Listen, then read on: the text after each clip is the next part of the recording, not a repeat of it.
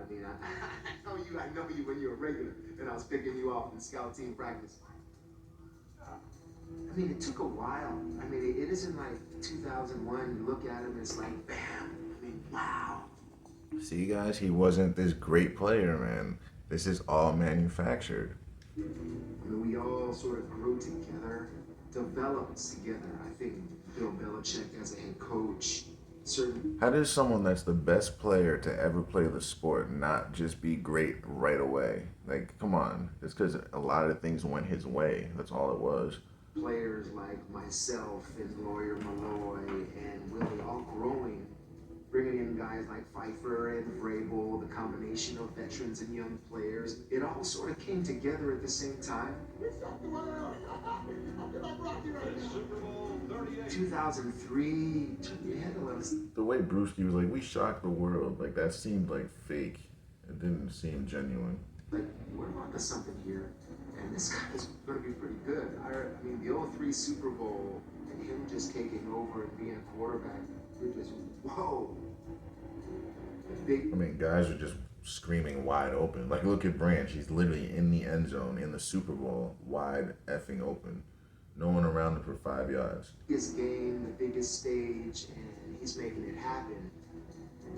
That's the growth that a lot of us players. This guy's falling on the ground. Meanwhile, this man's wide open in the end zone. Like, come on now. Super Bowl champions always fall apart the next year. Even they did. They did the year after. See, he said Super Bowl champions always fall apart the next year, but somehow that doesn't apply to the Patriots. It applies to everyone else, but not Tom Brady. They won the championship, and then the year after, they came back and didn't even make the playoffs. The expectations were totally different for the 2004 season.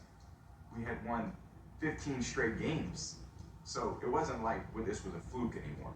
This was now we were one of the premier teams in the NFL.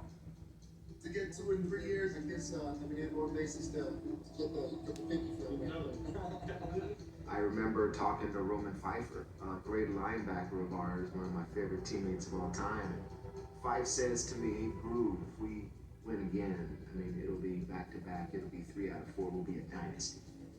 You're almost like establishing who you are historically. You know, it's really different. So Brady was involved in 2 separate dynasties for the same organization, 10 years apart roughly. And now he goes over to the Buccaneers. And if he wins a Super Bowl this year, that's a 3rd dynasty. That's crazy. He puts on a different set of pressure.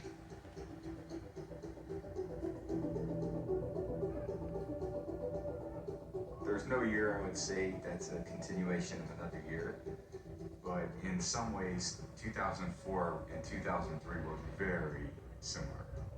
We were because you won a Super Bowl both years, so yeah. Still, in my view, the best team and the team to beat because the nucleus was all there. There was nobody that really left. It was still Brew, it was still Rodney, it was still Vrabel, it was still Willie, it was me, it was all the guys. You know, we all knew that there was going to be the same Tom that was there in 2001. I think he went through a couple different haircuts. I mean, probably a little dorky at the time, like we all were. Did you give him shit? Oh, always. You know, nobody was off limits. I think we'll try to keep a good feel for when to make jokes and when not to. You know, Braves, I think the best thing that he did was just bring in an unforgiving personality about this is who I am. And I mean, I think he's the one that probably gave Tom the most shit, talking trash. Tom's a big boy, like he can handle it. Like he'll talk plenty of shit back, don't worry. The quarterback's not quite as innocent as we all believe. That's part of the team building process is when you're evaluating players to bring in or not, you're looking, are they going to fit into what we believe in and what the culture is? Can they fit in with Rodney Harrison? Can they fit in with Willie McGinnis? Can they fit in with Tom Brady? Because Tom Brady has a certain level of expectation. And you can take some chances on some people. You know, you look at Corey Dillon, was in Cincy, was an incredible running back.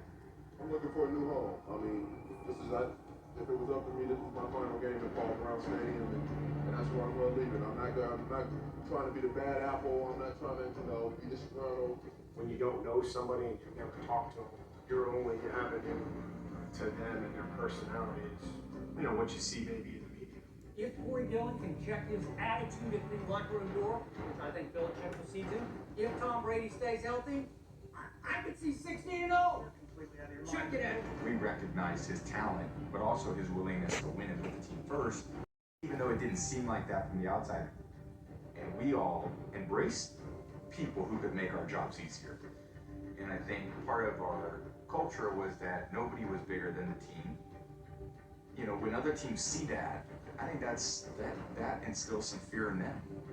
Because they realize they don't have to deal with 1 or 2 guys or 5 guys. They got to deal with 53 guys.